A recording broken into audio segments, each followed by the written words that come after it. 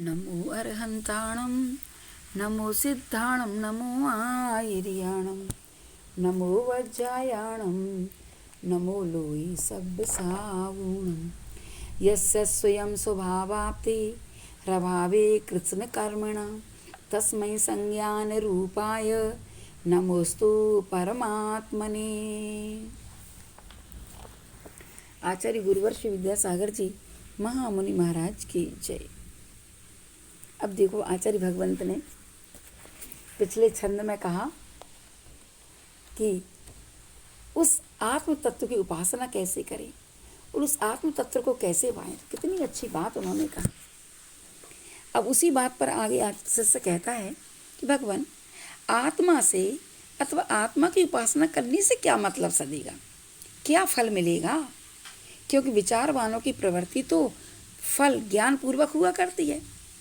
ऐसा पूछने पर आचार्य भगवान उत्तर देते हैं, अज्ञानोपास्तिरज्ञानम ज्ञानम ज्ञानी समाश्रया ददाति यत्तु यस्यास्ति सुप्रसिद्धमिदं वचः।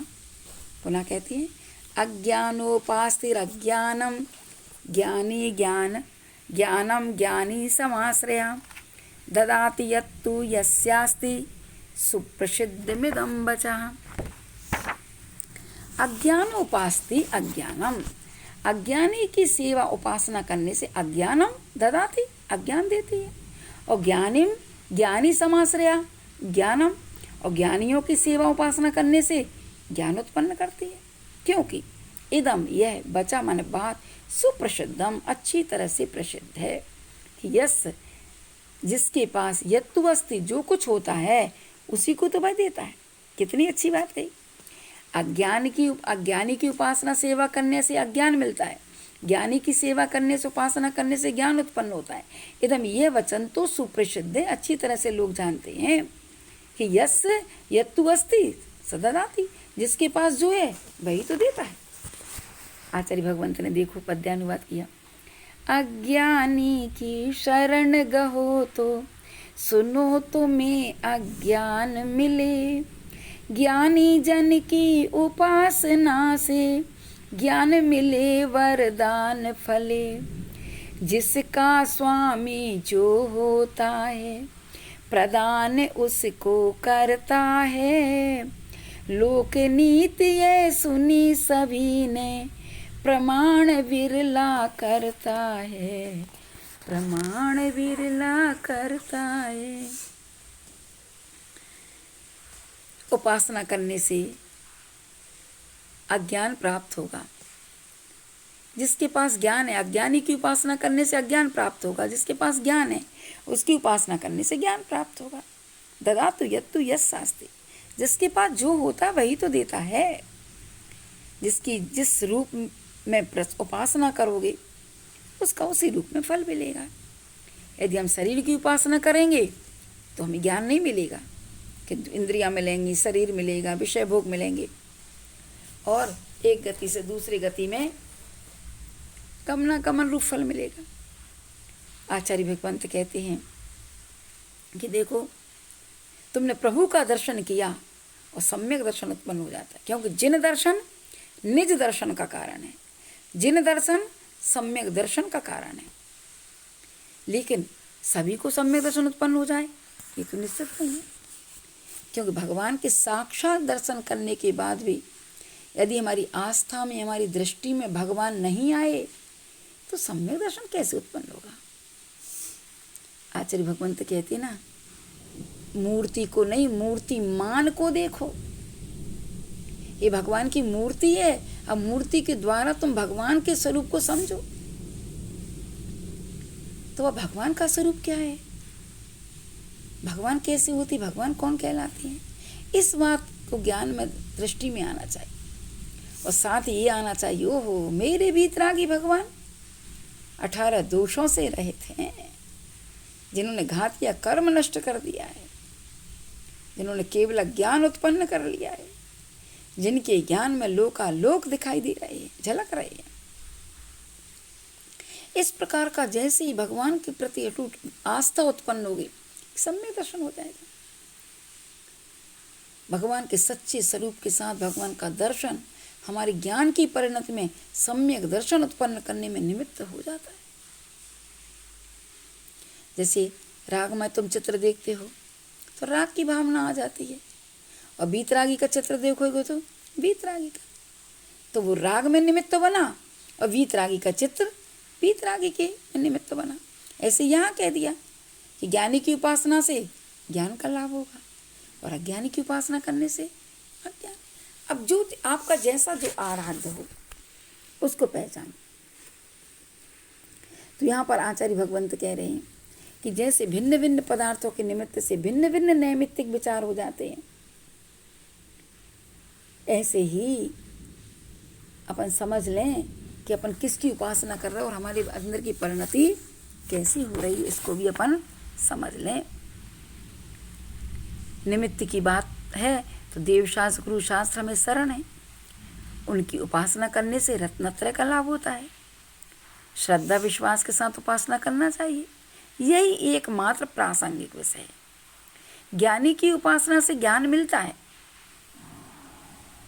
तो ज्ञानी कौन यहाँ पर? शब्दों का ज्ञानी नहीं, जिन्होंने अपने जीवन में ज्ञान को उतारा वो ज्ञानी। कहते हैं ना, गुरु की उपासना करोगे तो चारित्र मिलेगा, जिनवाणी की उपासना करोगे तो ज्ञान मिलेगा, और भगवान की उपासना पूजा करोगे तो तुम्हें सम्यक दर्शन की प्राप्ति होगी।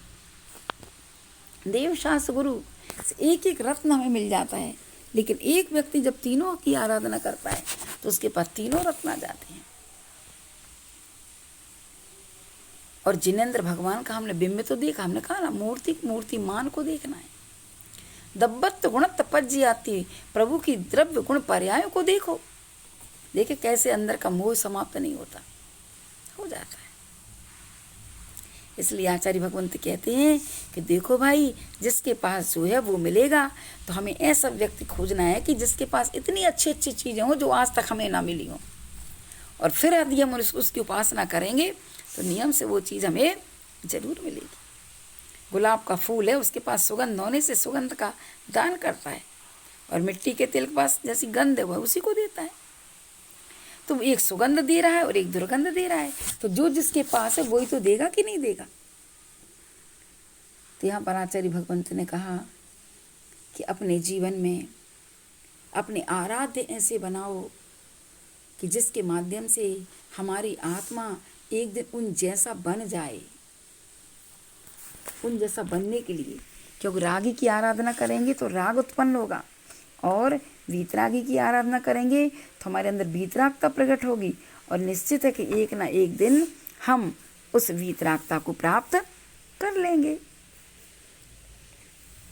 तो यहाँ पर आचार्य भगवंत ने जो बात कही है उसको अपन समझ लें कि जो उपासना की बात कही है, स्वसंवेदन की बात कही है, तो उसको अपन देखें, क्योंकि स्वसंवेदन सुव्यक्ता, आत्मा स्वसंवेदन से ही अनुभूति में आ सकता है। तो जिसने स्वसंवेदन किया होगा, तुमने उसकी आराधना की है, तो नियम से उसके माध्यम से तुम भीतर चले जाओगे। कहते सिद्धों की आराधना तुम्हारे अंदर सिद्धत्व का बीज डाल देती है। सिद्धों की आराधना, सिद्धों के गुणों का गुणानुवाद करते करते करते तुम्हें अपने गुण दिखाई देने लग जाते कि ऐसे ही गुण मेरे अंदर भी है, और हम वैसे हो जाते हैं।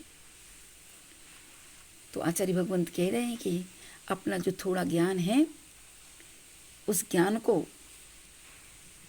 थोड़ा सा जागृत करें, और उसके माध्यम से अपने भीतर आए। मैं हूँ, मैं जो कह रहा हूँ वो मैं हूँ, जो मैं देख रहा हूँ, मैं बोल रहा हूँ, मैं सुन रहा हूँ, और अनुभूतियों से अपनी आत्मा को अपन जान सकते कि मैं हूँ। क्योंकि ज्ञानी जीव संयोग वियोग में हर्ष विषाद नहीं करता, और ज्ञानी को होना भी नहीं चाहिए। यदि कर रहा है तो अभी उसकी ज्ञानीपन में कमी है, ठीक है ना। अब यहाँ पर फिर शिष्य कहता है कि अध्यात्म लीन ज्ञानी को क्या फल मिलता है, अथवा स्वात्मनिष्ठ योगी की अपेक्षा स्वात्म ध्यान का फल क्या होता है। तो आचार्य भगवंत यहाँ पर बता रहे हैं परिषहाद्य विज्ञाना दास्रवस्य निरोधिनी जायते ध्यात्म योगेन कर्मणा मासु निर्जरा। पुनः पढ़ते हैं। परिसहाद्य विज्ञाना दास्रवस्य निरोधिनी जायते ध्यात्म योगेन कर्मणा मासु निर्जरा। अध्यात्म योगेन आत्मा का चिंतन करने से परिषहादि अविज्ञानात्, परिचय आदि का अविज्ञानवत अनुभव नहीं होता है। सोचो कितनी बड़ी बात है। जिससे आश्रव से निरोधिना, आश्रव को निरोधिन माने रोकने वाली, कर्मणाम कर्मों की निर्जरा आंसू जायते शीघ्र होने लग जाती है। देखो उपसर्ग परिचय आदि छठवें गुणस्थान में शुरू होते हैं, लेकिन जैसे ही साधक सप्तम गुणस्थान में पहुंचता है और अपनी आत्मा का चिंतन करने लग जाता है, शाश्वत आत्मा का, जब गज कुमार मुनि के सिर पर सीढ़ी रखी गई, वो तो तुरंत ही साधु बनकर के ही तो आए थे, इतना भेद विज्ञान कहाँ था उनके पास। लेकिन फिर भी उस समय उन्होंने जो भेद विज्ञान किया और उपसर्ग तो करके सामने वाला चला गया, वो अपनी आत्मा में लीन होकर के सीधा छपक श्रेणी मार ली उन्हें। फिर उपसर्ग की अनुभूति नहीं होती, वो तो आत्मा में अंदर पहुंच गए और कर्मों का नाश करके अंतःकृत केवली हो गए थे। फिर अनुभव नहीं होता। जब प्रमत्त अवस्था में रहते हैं तभी अनुभव होता है, और जैसे ही अप्रमत्तता की ओर आगे बढ़े, श्रेणी पर मरे, फिर कुछ नहीं होता। फिर तो अपनी आत्मा की अनुभूति रहती है। उसी को आचार्य भगवंत कह रहे हैं। योगी जन अध्यात्म योग से चेतन में आबाद रहे, मनोयोग को वचन योग को काय योग को साध रहे, परिशहों को उपसर्गों को सहते विचलित कब होते, कर्म निर्जरा आश्रव रोधक संवर प्रचलित सब होते, संवर प्रचलित सब होते। अपने आप में कर्मों की निर्जरा संख्यात गुणी बढ़ती चली जाती है और आते हुए कर्म रुक जाते हैं। सोचो आचार्य भगवंत ने कितनी बड़ी बात कही है कि अविज्ञान से ज्ञान ही नहीं होता है। ये बात तो उमा स्वामी महाराज ने कही कि परिचयों को सहन करने का संस्कार होना चाहिए, क्योंकि परिचय सहन करने से संवर निर्जरा होती है। इसलिए मोक्ष मार्गी को हमेशा परिचयों को सहन करना अनिवार्य है। मोक्ष मार्ग ऐसा नहीं है कि चलने के लिए वहाँ फूल बिछा दी हो जिसके ऊपर हमें चलना है, पंखा लगाओ, कूलर से चल रहा हो, ये सब नहीं। यदि ऐसा चल रहा है तो अभी तुमने इंद्रियों पर विजय ही प्राप्त नहीं की है। जहाँ जो कंटक हो फूल में सब समानता रखने वाले रहते हैं और अपने परिचयों को सहन करते हुए आगे बढ़ते चले जाते हैं, और उन परिचयों से ही असंख्यात गुणी कर्मों की निर्जरा कर लेते हैं और कभी भी उस मार्ग से विचलित नहीं होते हैं। जो परिश्रम करता है, जहाँ परिश्रम होता है वहाँ पर अपने आप ही अंदर की परिणति अलग होती है। आचार्य भगवंत ने लिखा ना कि जहाँ पर परिश्रम होता है वहाँ पर यश रूपी फूल खिलते हैं। हम यश चाहते हैं तो परिश्रम भी करना होगा। सब लोग कहते श्री राम का इतना यश क्यों फैला? अरे उन्होंने वन में जा करके कितना परिश्रम किया, इसलिए आज श्री राम का नाम लिया जाता है। और जिनको यश लाभ सत्कार आदि जो मिलते हैं वे परिश्रम के बिना नहीं मिलते हैं, परिश्रम से ही मिलते हैं। इसलिए आचार्य भगवंत कहते हैं कि अपनी आत्मा को पाने का परिश्रम करो ना, नियम से तुम्हारे अंदर की परिणति जागृत होगी और तुम बहुत जल्दी अपनी आत्मा को परमात्मा बना लोगे। तो यहाँ पर आचार्य भगवंत ने कहा कि श्रम करो, श्रम करोगे तो तुम्हारे लिए आगे थोड़ी भी कठिनाई या प्रतिकूलता भी आएंगी तो तुम्हारा मन चलायमान नहीं होगा, क्योंकि तुमने प्रतिकूलताओं में समता की साधना की है। राग द्वेष से तुमने अपने मन को बचा करके रखा है। आर्त रौद्र ध्यान तुमने नहीं किया है।